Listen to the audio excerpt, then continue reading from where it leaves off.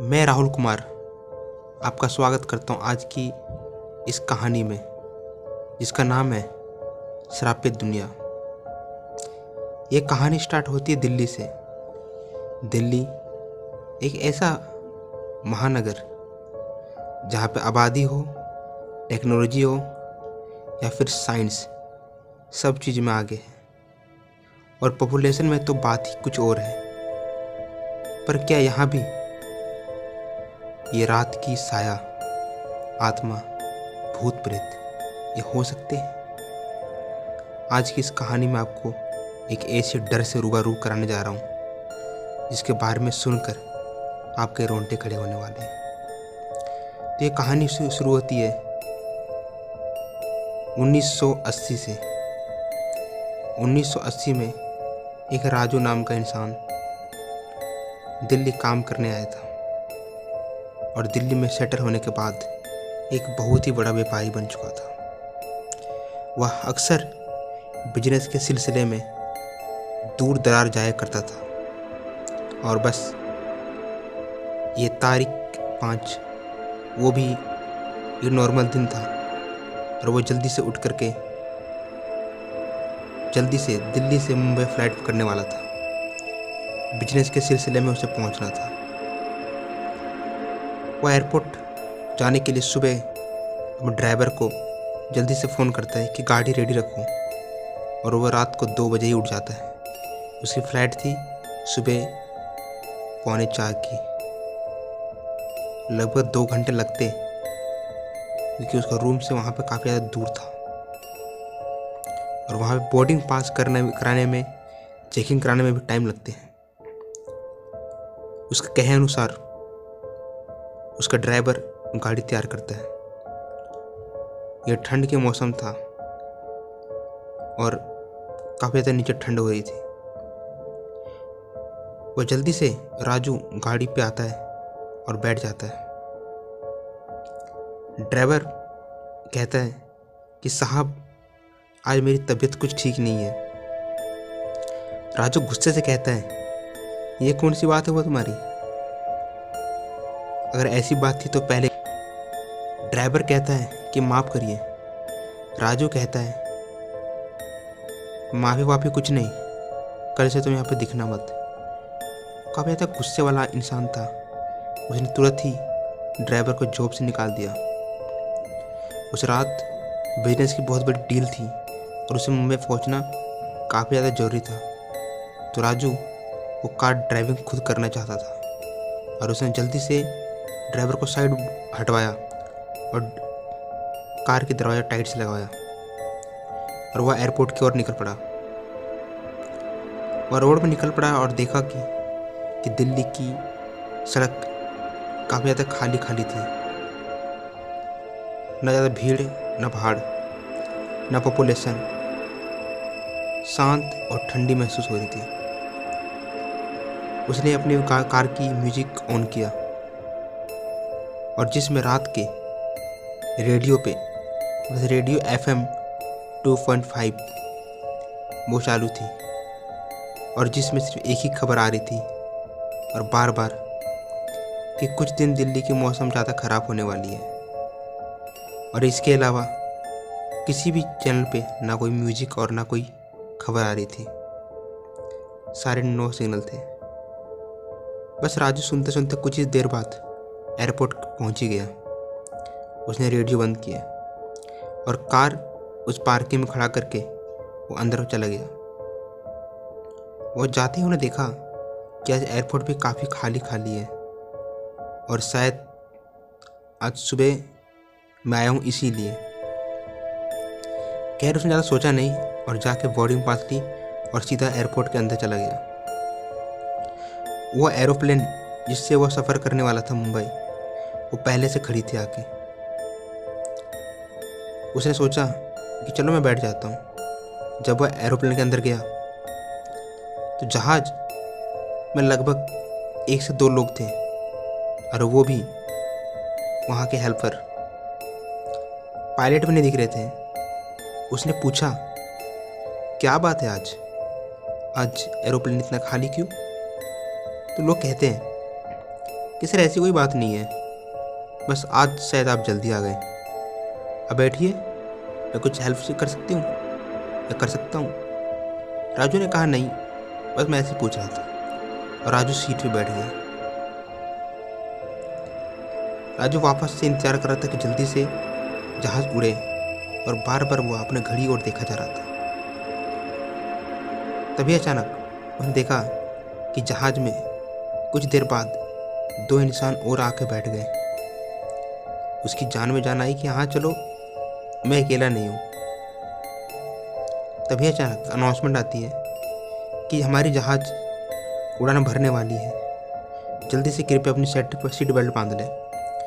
राजू अचानक कहता है, ये क्या बात हुई भाई, पूरी जहाज खाली है और सीट बेल्ट बांध लो, उड़ने वाली है, मतलब और कोई नहीं है, 4 पैसेंजर हमें। वो कहते हैं हेल्पर वहाँ के इंसान कि सर जी आपको उससे क्या मतलब है। राजू चुपचाप बैठ जाता है और वो घड़ी और देखता है फिर से। चलो जाने दो। 1 घंटा बीत जाता है। राजू चारों ओर देखता है तो सब के सब सो चुके थे। राजू कहता है, बड़ी अजीब बात है, ये 1.5 घंटे की फ्लाइट में ना कॉफ़ी की ना चाय, कुछ पूछा नहीं जा रहा। राजू सोचता है मैं खुद कहता हूँ। उसने आवाज़ लगाई, फिर भी किसी ने जवाब नहीं दिया। लगभग 2 से 3 बार आवाज़ लगाने के बाद जब राजू के सवाल का जवाब नहीं मिला तो राजू ने सीट बेल्ट खोल लिया और वहाँ से उठ गया। जब वह जहाज में चल रहा था उसने देखा कि यार अजीब बात है, यहाँ पे तो कोई दिख नहीं रहा, और लास्ट में तो पायलट का सीट ही बंद था। तो क्या करता? वो देख रहा था कि यहाँ पे जो हेल्पर वगैरह होते हैं वो भी नहीं है। तभी वह राजू जोर जोर से आवाज़ देने लगता है, ये है कोई यहाँ पे जो मेरी बातें सुने? तो वहाँ सीट पे सोए हुए वो एक आदमी उठते हैं, कहते हैं हाँ जी भैया, क्या हुआ, क्यों चला रहे हो? कहते हैं आप लोग तो सो रहे हो, जा कहाँ रहे हो आप? वो कहते भैया जहाँ जहाज जाएगी वहाँ हम जा रहे हैं। राजू ये सुनकर के बड़ा आश्चर्यचकित हुआ कि ये पैसे पैसेंजर है, पर वो कहता है शायद ये पहली सफ़र कर रहे होंगे, इनको नहीं पता होगा कि यहाँ पे सर्विस में चाय बिस्किट ये सब दिए जाते हैं। चलो वापस वो सीट पे बैठ रहता है और देखता है कि अब सुबह के 7 बज चुके हैं उसकी घड़ी में, और राजू को उस दिन नींद भी आ चुकी थी। उसने देखा कि काफ़ी ज़्यादा टाइम हो चुका है, पर सबसे बड़ी बात तो ये थी कि अब भी जहाज़ लैंड नहीं हुई थी और उड़ रही थी। अब राजू को लगभग 10 बजे उसका मीटिंग था और 7 से ज़्यादा तो घड़ी में बज चुके थे। राजू हैरान हो जाता है कि मैं ऐसी कौन जहाज़ उतर नहीं रही, या फिर मेरा घड़ी ख़राब हो चुका है, या तो फिर मुझे इतनी गहरी नींद आ गई कि मुझे पता नहीं चला कुछ। जब वो पीछे मुड़ के देखता है तो उसके सारे जो कुछ लोग होते हैं, 3 लोग जो बैठे होते हैं वहाँ नहीं होते। वो डर जाता है और उठ के चारों ओर देखता है, जहाज में कोई नहीं होता। और तभी वक्त जब खिड़की झाँकता है कि कुछ बाहर दिखे, उसको बस काला काला और अंधेरा, कुछ टूटा फूटा सामान पड़ा हुआ नजर आ रहा था। वो कह रहा था हवा में कुछ टूटा फूटा हो नहीं सकता और एयरपोर्ट में नहीं, तो मैं हूँ कहाँ? और वो एरोप्लेन की जो आगे की दरवाज़ा थी उसे खींच के ज़ोर ज़ोर से पैरों से मारने लगा। तभी अचानक वो जाम दरवाज़ा खुल गया, और जैसे ही खुला तो एक बहुत ही बड़ा कुछ हॉस्पिटल से प्रतीत हो रहा था, और जिसके बरामदे में ये जहाज था। एरोप्लेन फंसा हुआ था। हॉस्पिटल काफ़ी बड़ा था। उसने हॉस्पिटल इसको इसलिए कहा क्योंकि उसको सेम टू सेम वो लोगो जो प्लस का साइन और कई सारे बेड वगैरह दिखे। वो डर गया कि ये क्या बात हुई, ये जहाज यहाँ पे कैसे पहुंची, इसके अंदर मैं सपना देख रहा था क्या, आखिर मैं हूँ कहाँ? राजू जहाज से निकल करके उस हॉस्पिटल में चलने लगा। हॉस्पिटल काफ़ी बड़ा था। राजू धीरे धीरे करके वो चारों ओर देख रहा था शायद कुछ पता चले जाए, पर कुछ भी पता चलना मुश्किल था। राजू वहाँ से लगभग 15 से 16 कदम चला ही था, जब पीछे मुड़ के देखा तो जहाज गायब था। अब उसे ये नहीं समझ आ रहा था कि जहाज गया कहाँ। उसके डर अब बहुत ज़्यादा बढ़ चुके थे। उसने अपनी कीपैड फ़ोन अपने जेब से निकाला और नंबर ट्राई करने लगा, पर उसका फ़ोन बिल्कुल ही काम नहीं कर रहा था। नेटवर्क प्रॉब्लम तो जाहिर सी बात थी, क्योंकि 1980 की कहानी है। पर सबसे बड़ी बात थी वो जगह, जो बहुत ही डरावनी थी। समझ नहीं आ रहा था कि करे तो करे क्या। एक चीज़ थी कि कहीं कहीं लाइट की सुविधाएं थी, पर ये डार्क लाइट रेड कलर की ये और डरा रहे थे। वह धीरे धीरे करके सीढ़ियों से उस हॉस्पिटल के 4थे फ्लोर पर पहुंच चुका था। 4था फ्लोर भी इतना बड़ा था कि लगभग 500 से 600 कमरा आराम से होगा। वो अब तक किसी भी कमरे में नहीं गया था, बस वो बरामदे में टहल ही रहा था। तभी अचानक कमरा नंबर 307 से किसी की आवाज़ आई। ऐसी आवाज़ शायद कोई मुसीबत में हो। वो कमरा नंबर 307 के बाहर जा करके तो सुनने लगा। आवाज़ धीरे धीरे करके शांत हो गई। राजू बहुत ही डरा हुआ था। उसने तो अपनी घड़ी की दोबारी सुई देखी तो घड़ी में अब भी बज रहे थे मात्र 7। अब वो सोच रहा था कि ये क्या हुआ है, अब भी 7 कैसे बज रहे हैं। अभी थोड़ी देर पहले मैंने घड़ी देखी थी, लगभग 15-20 मिनट से पहले। उसे बिल्कुल भी कुछ समझ नहीं आ रहा था और वो और डर रहा था। वहाँ से धीरे धीरे करके आगे पहुँचा, पर तभी अचानक वो बरामदा ख़त्म होता है और आगे बड़ी सी दीवार आती है। हॉस्पिटल में इतनी सारी कमरे देख करके जब डर लग रहा था, तभी अचानक सीढ़ियों से किसी के ऊपर आने की आवाज़ सुनाई देती है, जो जूते की आवाज़ थी। जो आवाज़ धीरे धीरे सामने आ रही थी, राजू को लग रहा था कि शायद कोई सीढ़ियों से ऊपर आ रहा है, पर कौन था वो राजू को बिल्कुल पता नहीं था। शायद तो वो चोर या फिर वो एरोप्लेन के जो लोग थे वो, या फिर कुछ और भी हो सकता है जो उसने सोचा नहीं था, आत्मा। पर खैर राजू चुपचाप ध्यान से देख रहा था कौन है। पर राजू ने लाख देखने के बाद भी उसे पता नहीं चला, जबकि वहाँ लाइट थी। वो सोच रहा था कि आखिर किसी न किसी का परछाई तो दिखे, पर परछाई नहीं दिखी।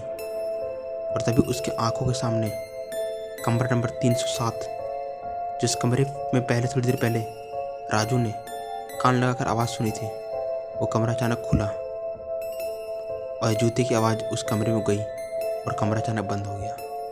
ये देख करके राजू हैरान हो गया कि कमरे के अंदर कौन गया। मैं तो तब से आंखें लगा करके बस देख ही जा रहा हूँ, क्या थी ये। राजू धीरे धीरे वापस उसी कमरे की ओर हो जाता है और उस कमरे की छोटी सी हॉल पे वो देखता है, तो दिखता है कि एक मेंटल हॉस्पिटल, जहाँ पे एक सीधा साधा व्यक्ति को सर पे करंट लगा करके उसको झटका दिया जा रहा है और वो चीख रहा चिल्ला रहा है। तो जल्दी से वापस उसी सीढ़ियों से वो दौड़ पड़ता है, पर राजू ने ये गलती कर दी, क्योंकि सीढ़ियों की आवाज़ से कोई भी सुन सकता है, कोई भी जाग सकता है, हर कोई भी पीछा कर सकता है। जैसे वो दौड़ना स्टार्ट करता है, रूम नंबर 307 में चल रही मशीन बंद हो जाती है और अचानक वो दरवाज़ा फिर से खुलता है और राजू सीढ़ी पे था और कोई बरामदे में था और वो धीरे धीरे पीछे ही आ रहा था। राजू जब जब दौड़ रहा था, उसकी आवाज़, उसके पीछे की आवाज़ वो भी और तेज हो रही थी। राजू ने समझ गया कि ये हो ना हो वही आत्मा वही है। जल्दी से राजू ने अपना पैर का जूता खोल फेंका ताकि आवाज़ कम आए और कोई उसका पीछा ना कर पाए। खैर धीरे धीरे राजू वापस से जहाँ से स्टार्ट किया था दौड़ना वहीं पहुँच जाता है, हानि की 5th फ्लोर, रूम नंबर 305 के बरामदे में। वो झटका लगता है कि अभी भी मैंने 5 फ्लोर पार करके उतर करके नीचे पहुंचा, तो मैं वापस से वहीं पे कैसे पहुंचा? इसका जवाब ना तो राजू के पास और ना किसी और के पास थी। इसकी जवाब तो इस कहानी में ही है। पर कहानी में आगे बढ़ने से पहले अगर आप चैनल में नए हो तो विनती करता हूँ कि चैनल को सब्सक्राइब करके ही जाना, और भले वीडियो लाइक करो या ना करो वो तो आप पे डिपेंड करता है। चलिए सुनिए आगे कहानी। राजू बस दौड़ता जा रहा था और वो जूते खोल चुका था कब का। तभी अचानक हॉस्पिटल की लाइट अब फ्लिकर हो रही थी। वो डर रहा था कि करूँ तो करूँ क्या। तभी अचानक हॉस्पिटल के नीचे ग्राउंड में उसे एक पुराना सा कैंट दिखता है, जहाँ पे शायद एक समय रेस्टोरेंट हुआ करता था, और शायद ये ब्रिटिश ज़माने का हॉस्पिटल ऐसा लग रहा था। वह वहाँ कैंट में जा कर के उस चेयर के नीचे बैठ जाता है। वहाँ पे लगभग 50-60 चेयर रखे हुए थे। खाने के टेबल, मेज उसके नीचे झुका रहता है, और कुछ देर बाद वो जूते की आवाज़ धीरे धीरे धीरे धीरे करके उसके कानों में तेज हो रही थी। उसे लग रहा था कि वो जो भी हो अब शायद यहाँ तक पहुँच जाएगा। पर वो आवाज़ धीरे धीरे फिर शांत भी हो जाती है। लगभग शांत होने के बाद भी राजू 2-3 घंटे तक वहीं छुपा रहा, पर कोई फ़ायदा नहीं। उसे लगा कि अब चलो निकलता हूँ 2-3 घंटे बाद, पर आवाज़ अचानक से तेज हो गई। हॉस्पिटल दिन के उसे अंदाज़ा था कि घड़ी में भले 7 बज रहे हो, पर रियाज में दिन के लगभग 10 बज रहे होंगे, पर हॉस्पिटल बिल्कुल अंधेरा था। कारण था इसका कि हॉस्पिटल शायद बाहर जंगल थे, घना जंगल, और ये हॉस्पिटल उसके बीच में है, और यहाँ पर लाइट बिल्कुल नहीं आ पाती, और हॉस्पिटल इतना बड़ा है कि जो रोशनी जो सूरज की रोशनी है वो भी क्लियर नहीं आती। उसी सारी बातें अनुमान लगी थी 5th फ्लोर की खिड़की से, जो शायद एक खिड़की खुला हुआ था। वापस अगर वहाँ से उसे निकलना था तो ऊपर 5th फ्लोर की खिड़की पे जाना पड़ेगा, और वहाँ पे जा कर के वहाँ पे देखना पड़ेगा कि खिड़की से नीचे कोई पाइप वगैरह है भी या नहीं, कि उसी की मदद से वह बाहर निकल सकता है। पर वहाँ रेस्टोरेंट से निकले कैसे, और वो कौन है उसका पीछा कर रहे हैं? ये सारी बातें तो अब भी उसको सता रही है। और धीरे धीरे करके वापस वहाँ से निकलता है, और वापस धीरे धीरे ना आवाज़ किए हुए वो सीढ़ी पे चलना स्टार्ट ही करता है कि वापस से किसी के हंसने की आवाज़ तेज होती है। और ये हंसी कोई ऐसी थी कि वो इशारा कर रही थी कि मुझे सब पता है। राजू तेज दौड़ रहा होता है, और वापस जब 5th फ्लोर पर जाता है और खिड़की जहाँ थी वो खिड़की वहाँ नहीं होती है। वहाँ बल्कि कोई भी खिड़की नहीं होती है, एक दीवार होता है। राजू कहता है कि नहीं, यहाँ पे थोड़ी देर पहले खिड़की थी पर अब नहीं है, तो गई कहाँ खिड़की? ये सारी बातें उसको और सता रही थी, वो डर बढ़ा रही थी।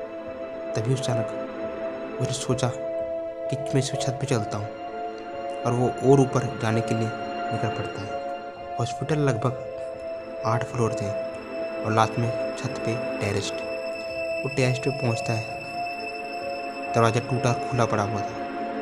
ऊपर से देखता है तो दिन के लगभग उसका अंदाज़ा सही था, दिन के 11 बज रहे थे।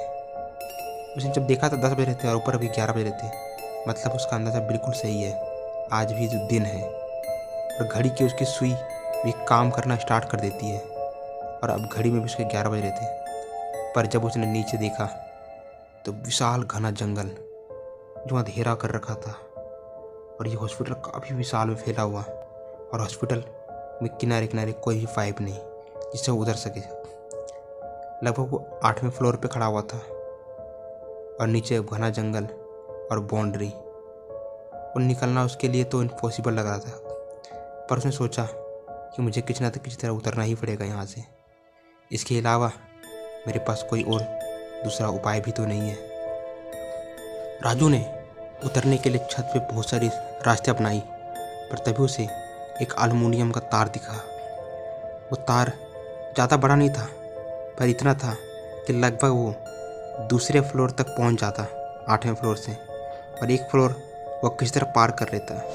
उसने वहाँ पे छत पे एक खाली पड़ा हुआ जो लोहे का मजबूत ड्रम था उसमें बांधता है और वो धीरे धीरे नीचे उतर जाता है। उसकी वो तार तीसरे फ्लोर की खिड़की से होकर पा रही थी और वो लगभग सब सही था, पर जैसे वो नीचे तीसरे फ्लोर पर खिड़की तक पहुंचा तो खिड़की पे इंतजार कर रही थी उसकी मौत। मतलब एक ऐसी औरत जिसका आधा फेस जला हुआ था, उसके सर पे बाल नहीं थे, उसके दांत से खून निकल रहे थे, जबड़ा फटा हुआ, यानी कहो तो एक डाई। वो डर से उसके हाथ से वो तार छूट जाती है और वो सीधा नीचे हॉस्पिटल में गिर पड़ता है। गिरता है, उसे बहुत खुशी होती है, ऊपर आसमान दिखता है और नीचे वो गिरता है। दर्द तो थी, पर उसने खुशी से सांस ली कि मैं नीचे आ चुका हूँ और अब जंगल में कहीं भी दौड़ना स्टार्ट करता हूँ।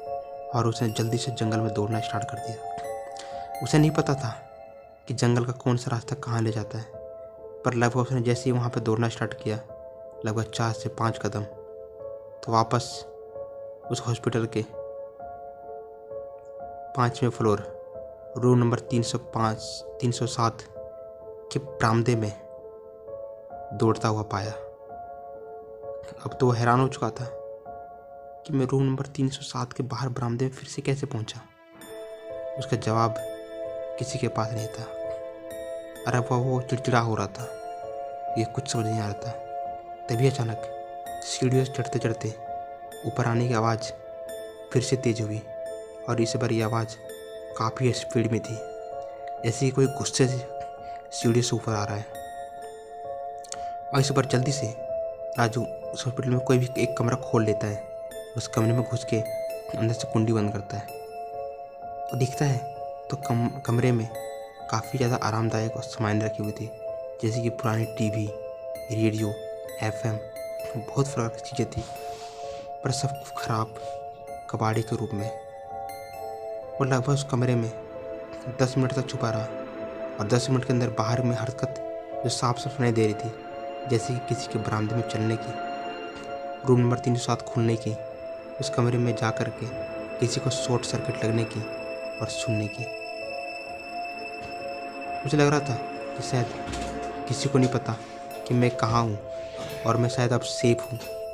तभी अचानक उस रूम से जहाँ राजू बैठा होता है वो रेडियो चालू होता है और रेडियो में एक तेज़ आवाज़ के साथ रेडियो स्टार्ट होती है और रेडियो में सबसे पहली खबर आती है तो हॉस्पिटल चारमूड। हॉस्पिटल बताया जाता है कि हॉस्पिटल चारमूड में कुछ मेंटलों को जानबूझ करके शॉर्ट सर्किट दिया गया और इतना कि वो मर गए और उसके बाद वो डॉक्टरों को फांसी हुई कि जानबूझ के सब करना उनके ऑर्गन के बेचने के लिए ये काम चलाया जा रहा था, ताकि इनको एक पागल घोषित करके इनके अंग को बेचा जा सके। पर जब उन डॉक्टरों को फांसी हुई उसके बाद ये हॉस्पिटल जानने से सब डरने लगे और धीरे धीरे करके ये हॉस्पिटल खाली पड़ गया। बाद में सरकार ने इस हॉस्पिटल पे ताला लगवा दिया और हमेशा के लिए इसे कर दिया बंद। पर यहाँ से घटना हमेशा आती रहती थी। इसका रेडियो अचानक बंद हो जाता है। राजू सारी बातें सुनकर डर जाता है कि ऐसी खबर इस हॉस्पिटल के बारे में। और राजू कहता है तब तो शायद ये वही आत्मा, ये वही लोग हैं जिनको यहाँ पे डॉक्टरों ने मजबूर किया, मारा। पर मेरी क्या गलती है, मुझे तो निकलना है यहाँ से। वो सारी बातें सोच रहा होता है। तभी अचानक उसके कमरे के दरवाजे को कोई दस्तक देता है और तेज आवाज़ के साथ कोई खड़खड़ाता है। राजू डर जाता है कि नहीं, मैं नहीं खोलूँगा। पर तभी उसे उस रूम की खिड़की पर ध्यान जाती है, मुझे किस तरह खिड़की से निकलना है। पर डर इस बात का था कि शायद फिर से खिड़की से कूदने पे फिर से वहीं पे आ जाए जहाँ से उसने शुरुआत की थी, तो यह काफ़ी बुरा होगा। पर इतना सोच ही रहा था कि दरवाज़ा की खड़काहट बंद हो जाती है। जितना ही शांत लग रही थी बाहर से, उतनी ही डरावनी थी। राजू का धड़कन तेज से धड़क रहा था। ये आवाज़ उसके कानों में और डरा रही थी कि शायद ये बाहर गेट के बाहर वो इंतज़ार कर रहे हैं इसके बाहर, राजू के बाहर निकलने की। पर राजू तो ये सोचने में लगा था कि वो जहाज जहाँ से मैं बैठा हुआ था और ये हॉस्पिटल, इनकी क्या बात हो सकती है। ऐसी क्या मिलावट हुई कि मैं पहुँच गया, यहाँ कैसे पहुँचा। ये बातें मुझे हजम नहीं हो रही थी। तभी राजू ने कहा, पहले तो मुझे यहाँ से निकलना पड़ेगा, उसके बाद ये पूरी बात को मैं पता कर सकता हूँ। और तभी राजू ने एक तेज जोर से चिल्लाई और ये बहुत डर भरा आवाज़ था राजू के लिए कि बचाओ। और जैसे राजू की नींद खुली तो उसने वापस से एरोप्लेन में पाया, और जहाँ पे उसके चारों ओर सारे पैसेंजर बैठे हुए थे, काफ़ी भीड़ था। और तभी वहाँ की एक महिला जो हेल्पर थी वो आके कहती है, हेलो सर, क्या मैं आपकी कोई सहायता कर सकती हूँ। तो राजू कहता है, नहीं, शायद मैंने एक बुरा सपना देखा है। राजू कहता है, अभी टाइम कितने हो रहे हैं। वो कहती है कि बस अभी 4 बज रहे हैं। उसने कहा, ये फ्लाइट कब उड़ेगी। तो उस औरत ने जवाब दिया, बस अभी। पर हाँ, उसने जब वापस से पैसेंजर देखा तो काफ़ी पैसेंजर भरे हुए थे। उसने सोचा, इस बार तो काफ़ी पैसेंजर है, तो मुझे डरने की कोई बात नहीं। शायद ही मैंने बुरा सपना देख लिया, और शायद ही इस कारण कि मैंने घर पे अपने नौकर पे काफ़ी ज़्यादा चिल्लाया, डांटा। चलो खैर, अब मैं वापस जहाज़ पे हूँ। राजू इस पर नहीं सोता है। वो सोचता है कि अभी कितना बुरा सपना था। वो आंखें बंद करे तो कैसे करे। और वो अपनी ये बातें सोच रहा होता है। तभी अचानक जहाज में एक तेज हलचल से आती है, खड़काहट से, जैसे कि मानो जहाज में कुछ तूफानी हवा से टक्कर हुई हो। जहाज हिलती है। तो राजू कहता है, ये क्या हो रहा है। अचानक लाइट फ्लिकर होती जहाज की। राजू कहता है, ये व्हाट प्रॉब्लम, ये कैसे हो रहा है, ये क्या हुआ, आखिर कोई प्रॉब्लम है क्या। और ये लाइट तेज से फ्लिकर होता है, कभी 1 मिनट के लिए अंधेरा, कभी 1 मिनट के लिए उजाला, कभी 1 मिनट के लिए अंधेरा फिर उजाला। ये बातें तो अब तो बिल्कुल समझ नहीं आ रही थी। और जैसे कि ये लगभग प्रोसेस 15 मिनट तक चलता रहा, और यह आखिरी प्रोसेस हुआ। उसके बाद जो राजू ने देखा, उसके बाद तो उसकी रूह कांप गई। जहाज के सारे पैसेंजर गायब, जहाज में एक भी इंसान नहीं था, और लाइट अब फिर से रुक चुकी थी, और जहाज बिल्कुल शांत मालूम हुआ था। तो ये कहाँ पहुँच गया। राजू को अंदर से दिल से डर लगा था कि लगता है बस अभी जो सपना देखा मैंने, शायद ये लगता है पूरा होने वाला है।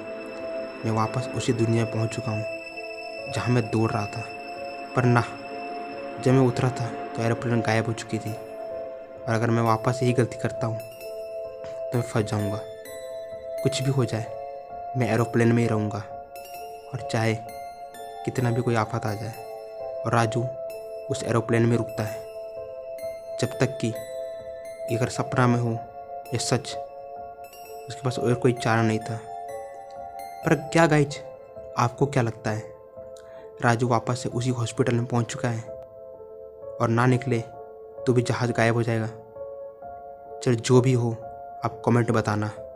आज की ये कहानी हमारी यहीं तक। अगर आपको पसंद आया हो तो वीडियो को लाइक, चैनल में सब्सक्राइब जरूर कर देना। ऐसी मज़ेदार डरावनी भूतिया कहानी हम आपको लेके मिलेंगे हर रात 8 बजे यूट्यूब पे भैया जी में। मैं आपका भैया जी राहुल कुमार। जय हिंद, वंदे मातरम।